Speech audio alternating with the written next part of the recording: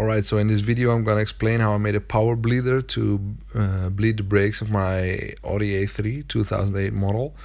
The problem was that the ABS controller was defective, so what I did is I took it apart, opened it up with a screwdriver and a hammer, and soldered all the joints to the connector.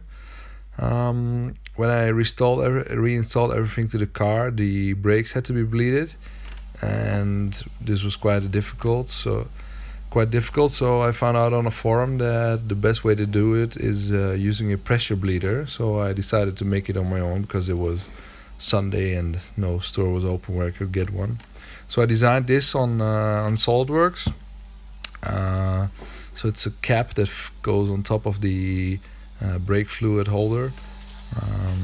Made it with my 3D printer, and as you can see here, the original gasket of the lid fits right into it, and there's a little hole that pushes the air through.